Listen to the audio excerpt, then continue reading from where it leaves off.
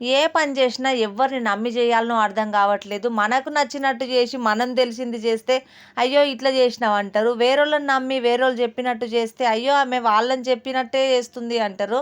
ఇంకొకప్పుడైతే బయట కూర్చొనైతే కడప కడిగి, కడపకైతే పసుపు రాసి, కుంకుమ బొట్లు పెట్టి, ముగ్గులేసుకొనైతే పువ్వులు పెట్టుకునేదాన్ని. ఇంకా చెప్పేవాళ్ళైతే ఎక్కువైపోయారు. మరి ఇన్‌స్టాగ్రామ్‌లలో, యూట్యూబ్‌లలో చాలామంది చూసి కొన్ని నేర్చుకుంటున్నాము మంచి విషయాలు గూడా.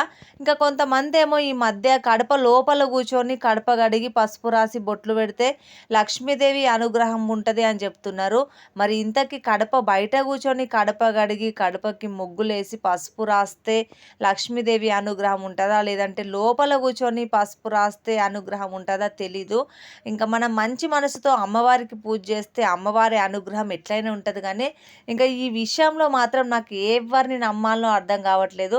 ఇంకా మా అమ్మ అయితే బయట కూర్చొనే కడపకి నీళ్ళతో కడిగి పసుపు రాసి ముగ్గులైతే పెట్టేది. మా అమ్మని చూసైతే నేను నేర్చుకొని ఇన్ని రోజుల వరకు బయటనే కడప కడిగేదాన్ని కానీ, ఇప్పుడు కొంతమంది ఇంట్లో కూర్చొని లోపల సైడ్ కూర్చొని పసుపు రాయాలని చెప్తున్నారు. ఇంకా నేనైతే ఇప్పుడైతే అట్లనే రాస్తున్నాను. తప్పుగా ఉంటే కామెంట్ చేయండి.